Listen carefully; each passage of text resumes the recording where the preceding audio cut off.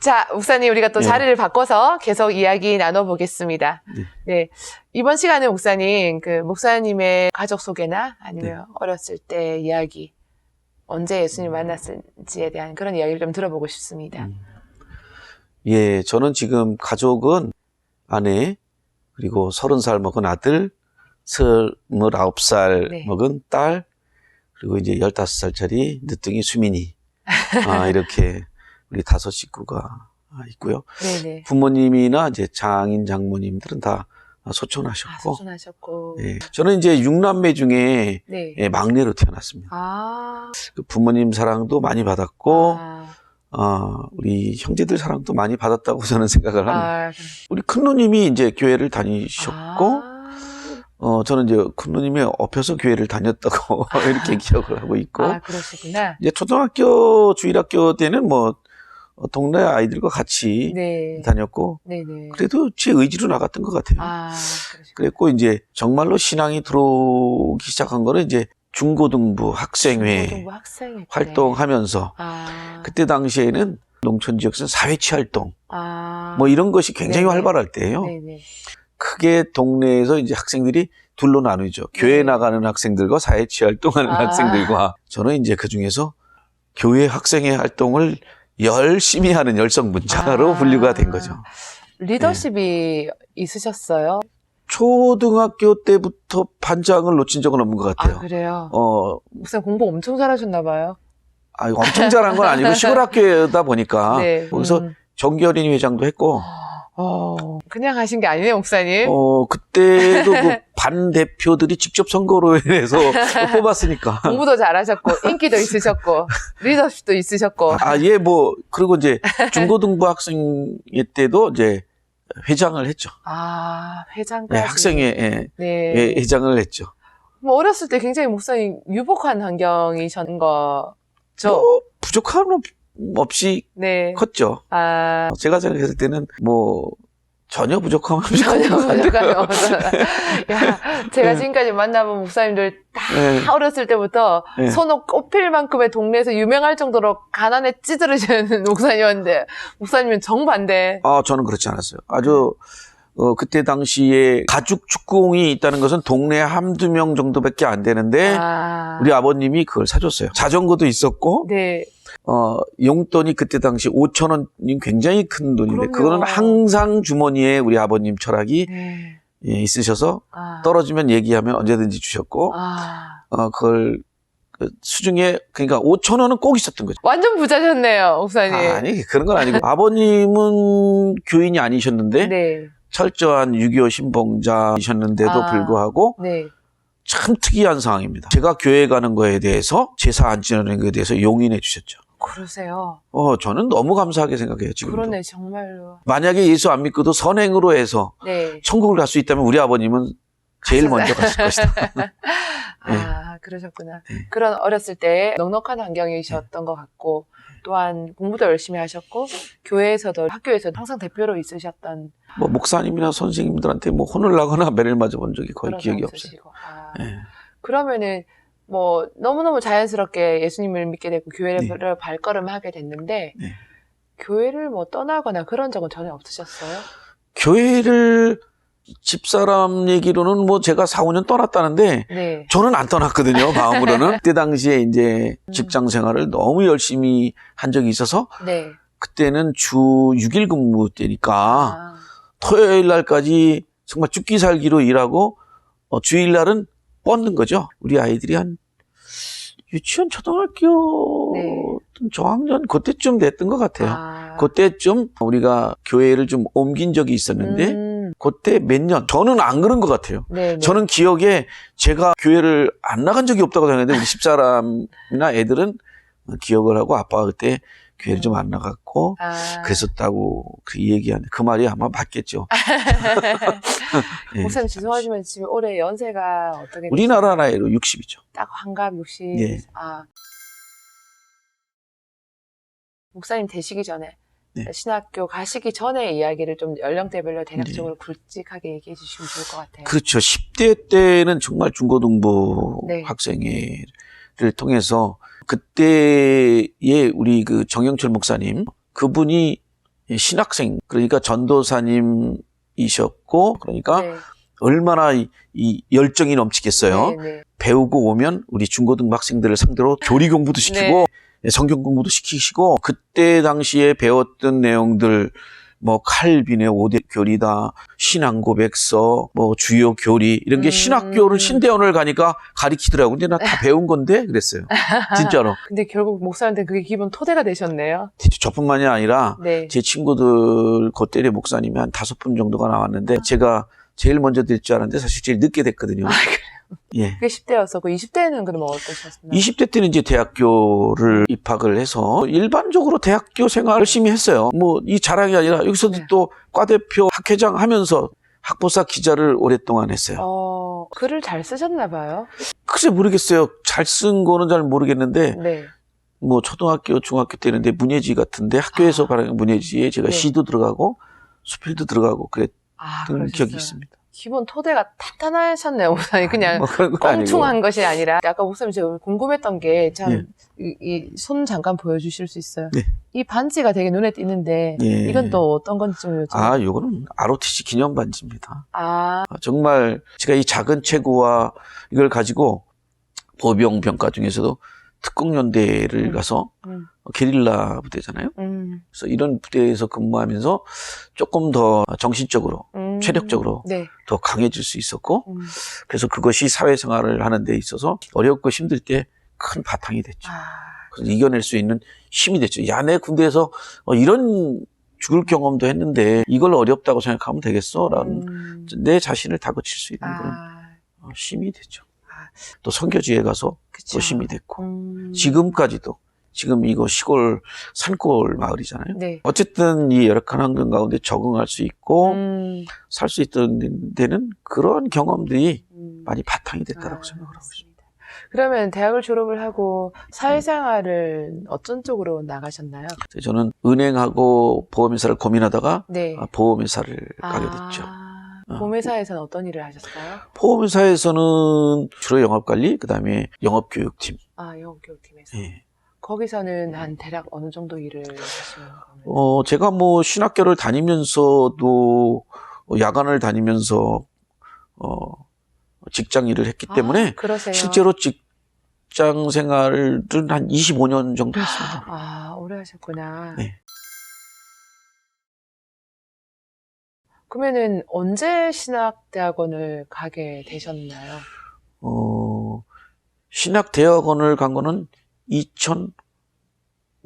4년, 5년? 그때쯤, 그때 갔죠. 갑자기 신대원. 가게 되신 이유가 있으세요? 갑자기가 아니고, 이제 하나님과 중학교 3학년 때 제가 서원을 했거든요. 그러세요? 선교사가 되고 목사가 되겠다고 서원을 했어요. 그러셨구나. 그때 당시에 목사님 친구분이 서울에서 목회하고 계신 분이 계셨는데 그분이 파주에 내려와서 시골교회 내려와서 특별 헌신 예배인지 했던 것 같아요. 그러고 나서 저녁 때 교회 앞마당에서 캠파이어 같은 이런 것을 하면서 저하고 몇몇 사람들하고 이렇게 했는데 그 자리에서 제가 서원을 한 것으로 기억을 합니다.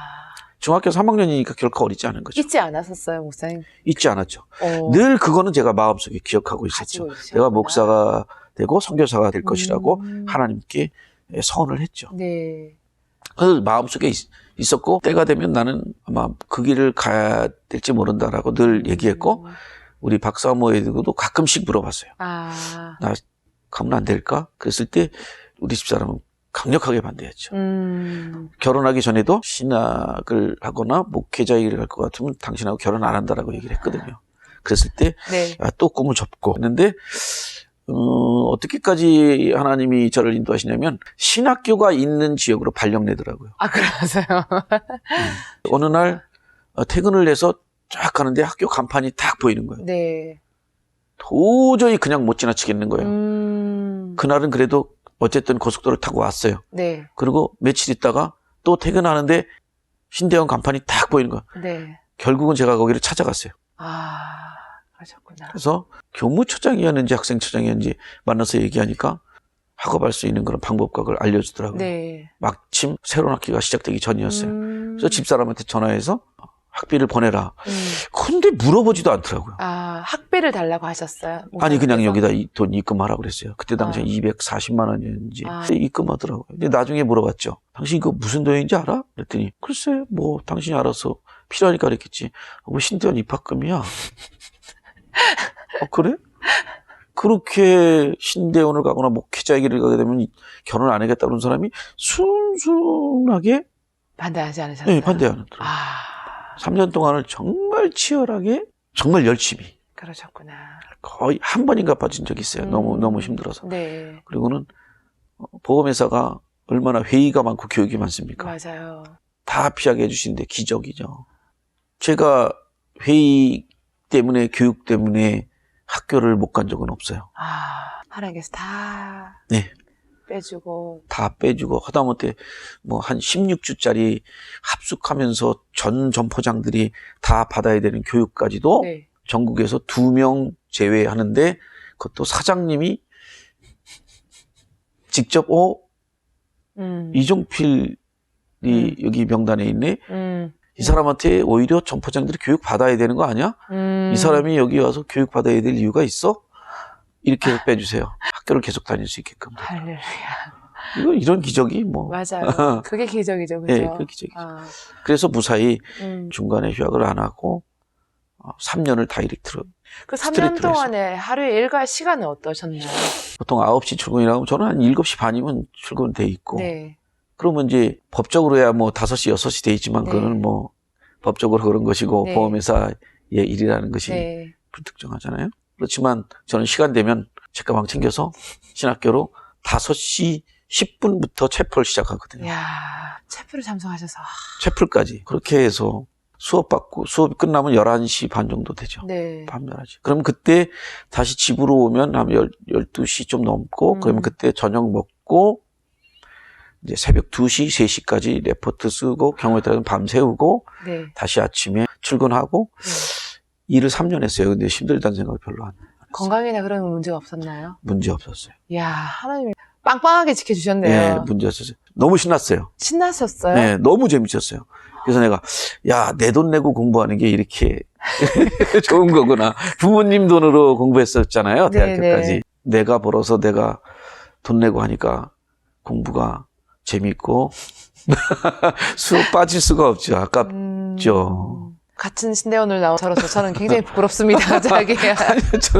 저는 정말 열심히 했고 재밌었고 또 원우회 회장까지 했어요. 원우회 회장까지 하셨어요? 예. 오 마이 갓. 네, 밥 사주는 일을 많이 했어요.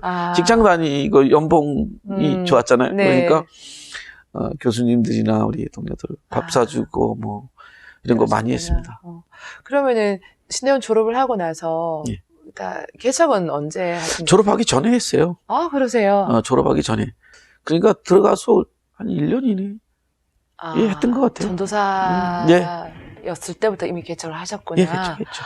야, 어디서 그러면? 안양에. 안양에서. 예. 그러면 일은 일대로 하시고 신대원 다니시고 개척은 개척대로 하시고. 그렇죠. 그러니까 주말이 없는 거죠. 휴일이 없는 거죠. 어떻게 이걸 다 감당하셨나요? 근데 힘들다고 생각 안 했어요, 그때 당시. 동료 이제 전도사님 네. 중에 저보고 같이 한번 교회를 개척할 생각이 없느냐 물어보더라고요. 네네. 제가 오케이 했어요, 그냥. 두렵지 않으셨어요, 목사님? 또 뭐 둘이 하니까 더 더럽죠. 혼자라도 해야 될 판인데, 그때만 해도 신대원 다니는 학생 중에 이미 목사님도 계셨고요. 또 나이 드신 전도사님들 중에는 교회 개척해서 담임 전도사 하는 분들이 꽤 있었어요. 개척하시고 그 이후로는 어떻게 목사님의 사역의 과정이 이루어졌는지 좀 듣고 싶은데. 그렇게 하여튼 거기서 합동 개척을 하고 몇 년 하면서 이제 거기서 둘 다 졸업도 하고 목사 안수도 받고. 목사 안수는 목사님 언제 받으셨어요? 목사 안수는 2008년도에 받았습니다. 2008년도에. 네. 이제 졸업하기 전에 강도사고시 합격했고 네. 또 그때 당시에 목사 안수를 조금 빨리 받은 편이죠. 하나님의 계획이 있었던 것 같아요. 그래서 또 나이도 있고 또 우리 아내 쪽에 그 통합 측에 타주에 세임교회 목사님 계시는데 그분이 적극적으로 받으라 그러더라고요. 또 흩어지게 하셔서 네. 저는 또 가정교회로 시작해서 한 1, 2년 했던 것 같아요. 그리고 가정교회는 어떻게 시작이 된 거세요? 이제 그분이 이제 안양에서 네. 혼자 하시게 하고 아. 저는 이제 교회를 이제 부천 쪽에다 집 근처에다가 네. 하려고 찾다 보니까 네. 그 여건이 잘 안 되더라고요. 네. 사실은 동역을 하려는 사람이 있었는데 네. 여차저차한 사정에 의해서 그분이 이제 캄보디아로 가버리는 바람에 네. 갔다 오신다고 해놓고 안 오더라고요. 그래서 어쩔 수 없이 이미 교회 설립 예배까지 다 드렸기 때문에 할 수밖에 없었어요. 그래도 뭐 행복했어요. 예, 아파트에서 했는데 아파트에서 막 기타 치고 피아노 치고 7층인데 우리 집이 네. 그 거실하고 다 해가지고 충분한 교회가 되죠. 의자 깔고 주말이면 교회로 변하는데 단 한 번도 항의 들어온 적도 없었고 시비 거는 사람 한 명도 없었어요. 하나님 지켜주신 거죠. 가정이 교회가 돼버렸기 때문에. 그럼요. 사모님은 어떠셨나요? 목사님 되는 거 반대하셨던 사모님이셨는데 막 밀어붙이니까 따라오더라고요. 밀어붙이니까 네. 다 사모님이 다 섬겨주셔야지만. 그렇죠. 이미 뭐 안양에서 네. 할 때도 뭐 와서 사모 역할을 다 같이 했고 네. 또 이제 집으로 돌아와서 뭐 어쩔 수 없죠. 해야죠. 뭐 어쩔 수 없죠. 해야죠. 네. 우리 아이들이 이제 그때 어리지만 기타 치고 피아노 치고 하면서 다 뭐 교회의 그 모습은 다 갖추고 했죠. 전도는 그럼 어떻게 하셨어요? 뭐 그 특별히 가정교회 전도 안 하더라도 아름아름 이렇게 해서 아이들 친구들도 오고 뭐 우리 아는 분들도 네. 이렇게 참여하고 해서 많을 때는 거의 뭐 20여 명이 넘었어요. 아파트예요? 네네. 엄청나네요, 목사님. 예배드리고. 근데 그런 민원 하나도 없이 민원 하나도 없이. 또 주일 예배를 또 이렇게 드리게 되고. 가정교회에서 에피소드 같은 게 혹시 있나요? 뭐 특별한 에피소드라기보다는 바로 옆집에 이제 권사님 하고 집사님 부부가 샀었어요. 네. 그분들이 가끔씩 도움 주시더라고요. 목사라는 거 알고 여기서 예배 드리는 거 다 알고 예배 참여는 자기 교회로 가지만 뭐 필요한 거 있으시냐 그러고 제 기억으로는 헌금도 저희한테 주시고 그랬던 것 같아요. 아, 그래요? 네. 그런 것도 도움 줬고 또 그쪽에 재건축 아파트였기 때문에 그분이 토박이였거든요. 거기. 그래서 아마 민원이나 이런 것도 그 선에서 조금 잠잠하게 해주시도 하지 않았나 이런 생각이 들어요. 네, 정말 좋으신 분들이었어요. 그러셨구나. 근데 목사님 그렇게 가정교회를 쭉 하시다가 네. 그때도 맨 직장생활 하셨을 거 아니에요? 그럼요. 그 다음에 또 목사님의 사역지는 그러다가 이제 일산에서 이제 청빙이 와서 그 복된 교회 거기서 담임 목사 예정으로 네. 해서 갔죠. 여목사님이 계셨는데 네. 그분 자기는 이제 은퇴할 예정이고 그 사역을 했죠.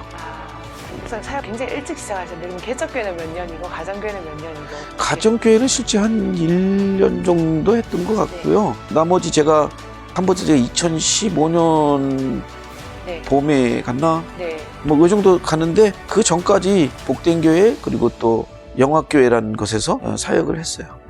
캄보디아 선교사님으로 가시기 전에 충분한 사역의 경험을 있으시고 가셨네요. 그럼요. 그리고 뭐 평신도 때 오늘 이렇게 해서 파생된 월드와이드라는 교회에서 순장 다락방장 하면서 목회자로 세우잖아요. 그 원래 그렇죠, 거기는 맞아요. 그 역할을 다 했죠.